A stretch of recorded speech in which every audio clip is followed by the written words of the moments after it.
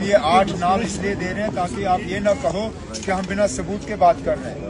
ये एक exhaustive list नहीं था, it was an indicative list. It was to show that जो हम कह रहे हैं हम ऐसे हवा में बात नहीं कर रहे हैं। अब इंतजामिया की तरफ से ये फिर जवाब आया कि ये जी ऐसे ही बेबुनियाद इल्ज़ाम लगा रहे हैं, लेकिन हमने तो नाम दे के आपको कहा, हमने थाने के डिटेल्स दिए, उस चीज़ का तो आप जवाब दे नहीं सके।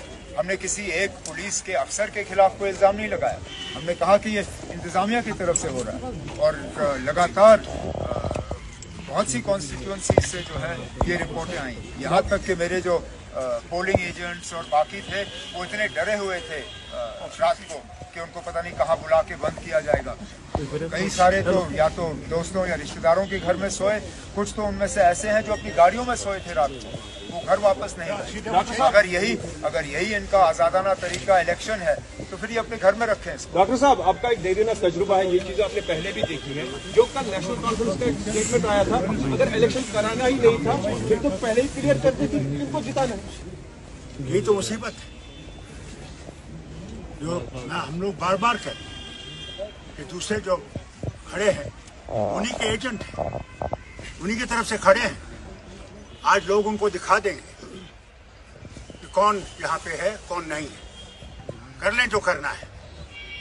फिर तो लोगों का भरोसा उठता है, लेकिन जरूर उठेगा। पार्टी भी इसी तरह की एलिगेशंस लगा रहे हैं कि उनके वर्कर्स को। मैं आपसे कह रहा हूँ ना, यही तो मुसीबत है। अपनी पार्टी के तरफ से इस तरह के इल्ज़ाम लगाना तो मजाक की बात है, क्योंकि ये किया ही जा रहा है उनको फ़ायदा पहुंचाने के लिए। और है कौन मरकज़ की तरफ से इलेक्शन लड़ने के लिए? और ज़रा बताएं कौन से वर्कर?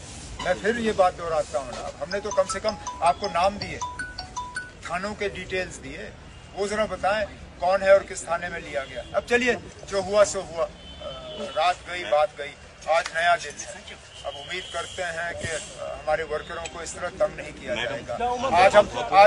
आज हम पोलिंग बूथ के बाहर खड़े हैं, हमने अपने वोट का इस्तेमाल किया।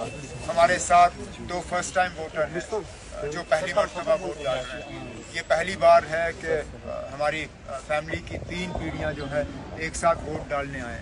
मैं यही उम्मीद करूंगा कि बाकी जगहों में भी इसी तरह अपने जमहूरी हक का जो है वोटर इस्तेमाल करें।